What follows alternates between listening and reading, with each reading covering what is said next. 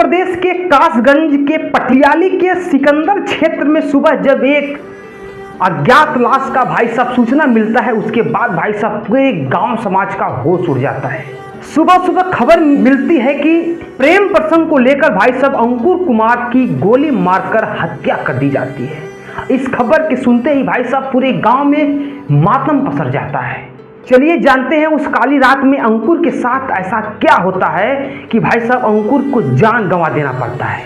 12 तारीख को भाई साहब रात में जब वो खेत की रखवाली करने के लिए जाता है और उसके बाद सुबह में जब उसका भाई जब खेत पहुंचते हैं, एक वो बड़े भाई थे, एक का नाम था कुलदीप, एक का नाम था राजीव। जब दोनों भाई खेत में पहुंचते हैं तो देखते हैं अंकुर वहां पर नहीं होता है। उसके बाद उनको लगता है कि आखिरकार अंकुर गया कहाँ होगा। उसके बाद वो घर पे आते हैं, उनको लगा कि घर पे गया होगा।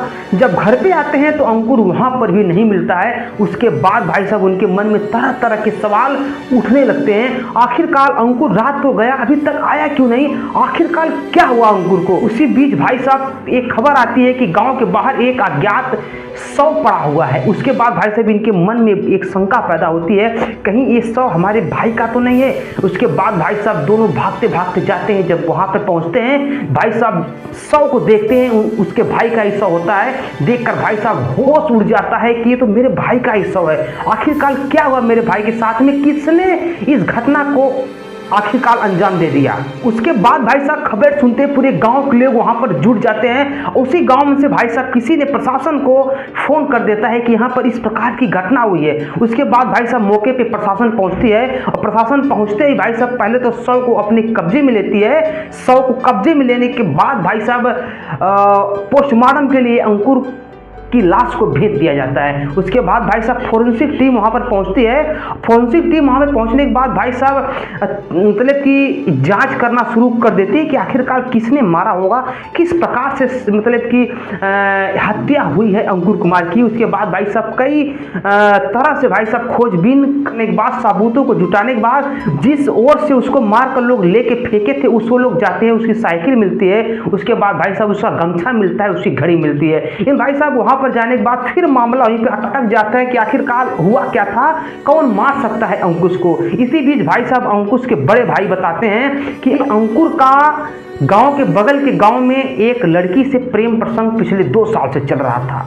उसके बाद बीच में ये दोनों लोग मिलने गए थे और आपत्तिजनक में दोनों लोग पकड़े गए थे। उसी वक्त जो है कि अगले दिन जो है उसके परिजन जो है कि इसको रोक कर ये बात बोले थे कि तुमको जान से मार देंगे, नहीं तो तुम अब से इस यहाँ पर आना और मिलना जुलना बंद कर दो। उसके बाद भाई साहब 1 साल बीत जाता है और 1 साल बीतने के बाद यहाँ पर भाई साहब आज फिर एक इतनी बड़ी घटना होती है कि अंकुर को जान से मार दिया जाता है। भाई साहब अंकुर को इतनी बुरी तरीके से मारा जाता है कि उसके प्राइवेट पार्ट में भी गोली मारी जाती है, उसके चेहरे पे गोली मारी जाती है। भाई साहब उसका चेहरा पूरा फट गया होता है। उसके बाद भाई साहब प्रशासन जो है इस सब खबर को सुनने के बाद वहाँ पर पहुँचती है। 3 लोगों को भाई साहब गिरफ्तार करती है और तीनों लोग को गिरफ्तार करके ले जाती है। भाई साहब वहाँ पर पूछताछ करती है और पूछताछ करने के बाद भाई साहब देखिए प्रशासन अब क्या करती है। फिलहाल भाई साहब आप इस घटना को सुनकर क्या कहना चाहेंगे, आपको क्या लग रहा है, क्या इस लड़के के साथ में जो उन्होंने किया है वो कितना जघन्य अपराध किया है, नीचे कमेंट बॉक्स में कमेंट कीजिए। और इस वीडियो में आगे जो भी जानकारी मिलेगी हम इसी चैनल पर आपको जरूर बताएंगे। और आप लोग हमारे चैनल को सब्सक्राइब कर लीजिए ऐसे वीडियो देखने के लिए।